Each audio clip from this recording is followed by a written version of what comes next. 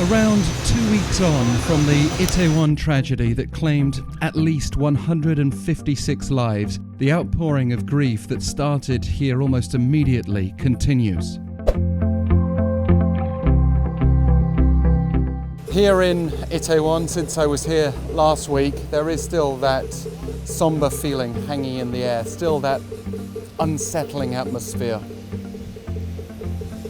Still, a sense that the many people who live here and businesses that operate here are doing so under a cloud of mourning. Perhaps it's fitting that the New York Times recently described Itaewon as a neighborhood that had become a monument of grief. The smell of incense also still lingers, along with the gathering flowers, white chrysanthemums, the soju bottles, the other offerings, the messages. They're gathering in ever-widening rows around Exit 1 of Itaewon subway station.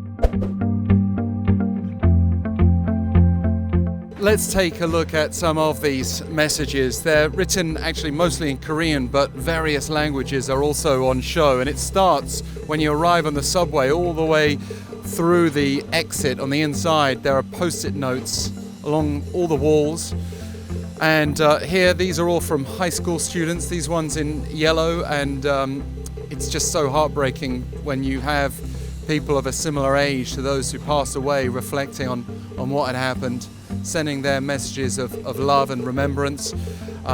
In English, I can see it says, "Rest in peace, you guys," sending prayers. There's another one saying, "Nothing I can say, but many hugs to all."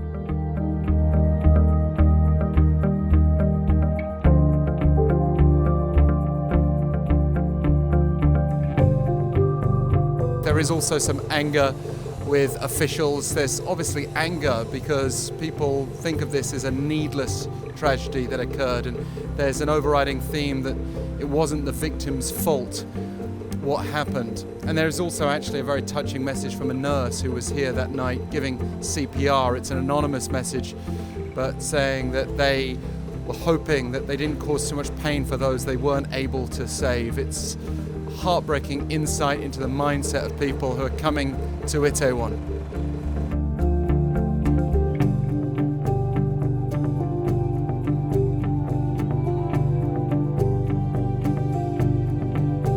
While parts of the area behind the Hamilton Hotel appeared to have frozen in those awful few hours, the memorial area in front of the alley where the crowd crush happened is being kept tidy for mourners by a number of unorganized volunteers, people who offer their time before or after work to sweep up and collect those messages. It's a sign that this memorial is still taking shape. No one knows how long for, and indeed what's going to happen with this alleyway behind me, what should happen with it.